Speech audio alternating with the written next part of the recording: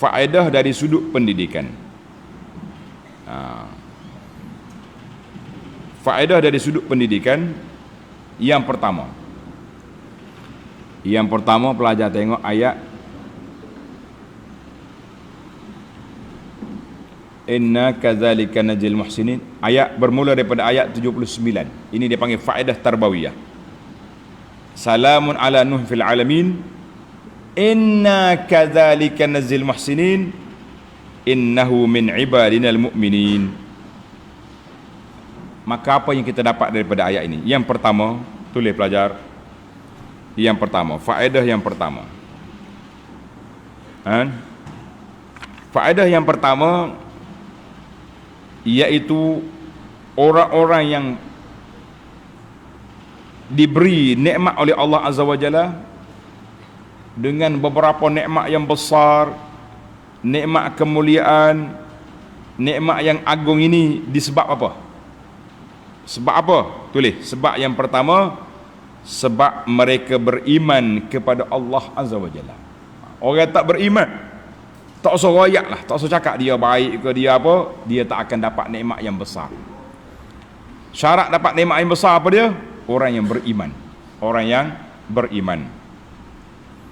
Yang kedua, kalau setakat iman saja tapi tak akur, tak patuh, tak taat, jadi ke tak jadi? Tak jadi. Maka syarat yang kedua nak dapat darjat kemuliaan ini, al-inqiyad. Tulis, al-inqiyadu li ta'atillah. Orang yang patuh, yang akur, yang taat kepada Allah. Maka itu dia jadi orang yang akur kepada Allah, maka dialah mendapat kemuliaan. Kita nak jadi orang mulia? Nak? Sudah tentu tuan-tuan dan puan-puan akan jawab nak. Jadi kita kata kita beriman dan taat.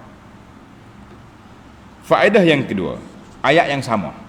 Ayat yang sama 79 sampai 81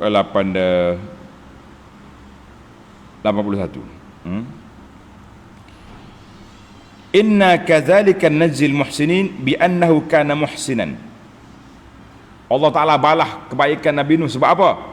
Sebab dia muhsin, sebab dia baik, sebab dia jujur. Allala, Allah Ta'ala nyatakan sebab innahu min ibadinal mu'minin, sebab dia tu termasuk dalam hamba kami yang beriman. Jadi kalau kita nak jadi muhsin, kita kena beriman. Ramai orang yang buat ni kuat ni, charity dia kuat, NGO dia kuat, bantu sana bantu sini, tapi kalau dia tidak beriman, dia tak terima pahala di akhirat. Atas dunia dia dapat pujian, dia dapat sokongan, dapat like, dapat macam-macam, tapi di akhirat kosong. Na'udzubillah. Maka siapa dia nak ambil bahagian di akhirat, ihsan dia betul-betul, iaitulah mesti dia lengkapkan dengan keimanan kepada Allah Azza wa Jalla. Kita berpindah kepada al-fawaid at-tarbawiyah. Al-fawaid at-tarbawiyah tadi masih lagi fawaid tarbawiyah yang kedua. Yang ketiga pula lah. Saat ini yang kedua. Al-fawaid al-ilmiyah. Qauluhu ta'ala, balik semula kepada ayat yang pertama, ayat 75.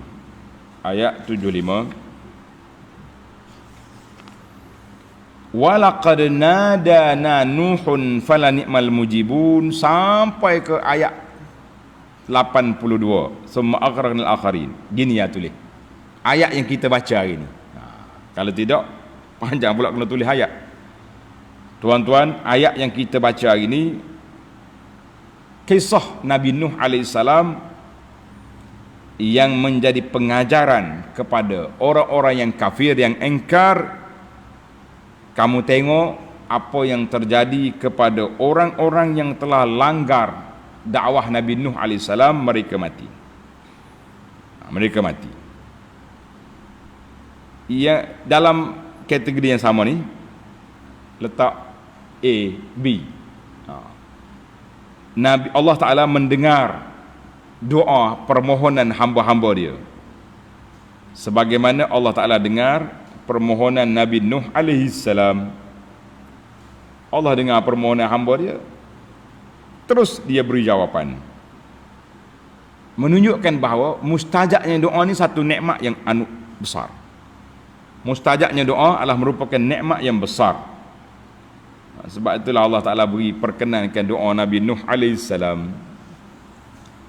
Kita hari ni macam mana kita nak mustajabkan doa kita? Kena ada SOP lah. Keimanan yang mantap.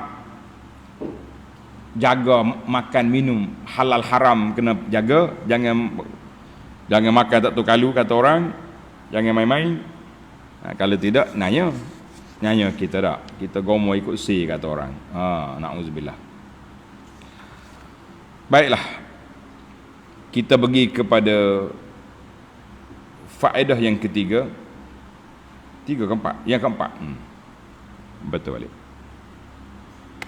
Yang keempat ayat 76. Wa najjaynahu wa ahlahu. Kami selamatkan dia dan keluarganya. Ulama tadabbur kata jawazu itlaqil am. Boleh kita guna lafaz umum tapi kita nak khas. Macam ni. Allah kata wa ahlahu. Allah Ta'ala selamatkan dia dan keluarga dia. Tuan-tuan, kita kena ingat dalam keluarga Nuh ada 2 insiden yang sangat menyayatkan hati. Insiden yang pertama dalam surah Hud.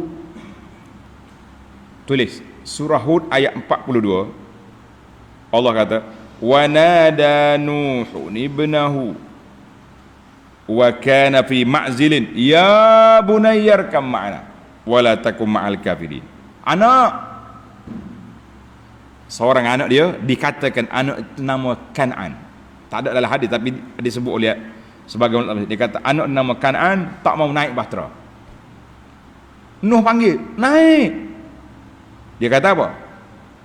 Sa'awi ila jabalin. Beres bawas, saya nak naik bukit paling tinggi sekali. Selamat. Nuh kata qala la asimal yaum. Hari ni tak ada siapa selamat. Tak naik bahtera aku mati. Tengok anak dia mati. Dalam surah At-Tahrim ayat 10, daraballahu mathalan lil ladzina kafaru imra'ata nuhin wa imra'ata lut. 2 orang perempuan kafir isteri Nabi. Isteri Nuh, isteri Lut. Allahu musta'an. Tapi kenapa Tuhan kata wa najjaynahu wa ahlahu? Kami selamatkan dia dan keluarga dia. Maka itu ulama mengatakan lafaz umum maksud dia khusus, iaitu keluarga yang beriman saja. Yang tak beriman walaupun bini dia, walaupun anak dia tenggelam. Maka di sinilah kita kena berlaku adil. Berlaku adil kepada kita dan keluarga kita dan orang-orang lain. Contohnya, orang ni baik. Pak Haji ni, Mak Ajah ni. Anak dia ada 10 orang. Juru belaka, masya-Allah. Jaga solat, jaga aurat, tapi seorang terjebak dengan dadah. Na'udzubillah, kita minta berlindung. Seorang tak mau tutup aurat contohnya. Jangan awak kata keluarga tak pakar ni. Keluarga Pak Haji ni reject lah sebab anak dia. Lah. Kita kena tengok majmu'ah, majoriti. Ayah dia baik. Mak dia baik. 9 anak dia baik. Seorang yang kata nakal tadi, takkan kita nak kata ini keluarga tak baik. Lah. Tapi kalau ayah dia memang gedabah, mak dia pula bergerasai mati satu pagi tak tutup aurat, anak-anak dia hak ni penagih dadah, hak ni curi barang, hak ni kita kata ini keluarga tak baik. Bolehlah. Tengok Allah Ta'ala kata najjaynahu wa ahlahu. Kami selamatkan Nuh dan keluarga dia walaupun ada di 2 orang dalam keluarga dia yang tak naik bahtera. Ini ayat ini mengajar kepada kita erti insaf, berlaku adil. Kita kadang-kadang orang sekali buat salah, kita reject, kita condemn, kita balun dia di alam maya seolah-olah macam dia ni tak ada kebajikan yang dia buat. Jangan. Ayat ini mengajar kepada kita adab, kan? Mengajar kepada kita erti apa? Erti supaya kita berhati-hati dalam gerak kerja kita. Jangan mudah menjatuhkan hukum. Biarlah kita duduk dalam suasana yang baik, suasana yang taat kepada Allah Azza wa Jalla. Maka wa najjaynahu wa ahlahu minal karbil azim wa ja'alna zurriyatahumul baqin. Maka Allah jadikan keturunan dia selepas daripada mati itu, selepas daripada turun daripada bahtera, yang keturunan manusia mari daripada Nabi Nuh alaihissalam. Tadi kita dah bincangkan. Kita dah bincang lepas pada turun bahtera, orang-orang lain itu mati, yang tinggal laginya keluarga Nabi Nuh alaihissalam. Itulah yang dikatakan. Baik, kita pergi kepada yang kelima. Yang kelima, yang terakhir. Salamun ala Nuhin fil alamin. Inna kadzalika najzil muhsinin. Allah kata sejahtera ke atas Nuh, demikianlah kami balas orang yang baik. Sebab apa Nabi Nuh disebut sebagai muhsin? Sebab dialah rasul yang pertama yang diuji, yang disakiti, yang dikhianati fi sabilillah, pada jalan Allah. Itu yang pertama.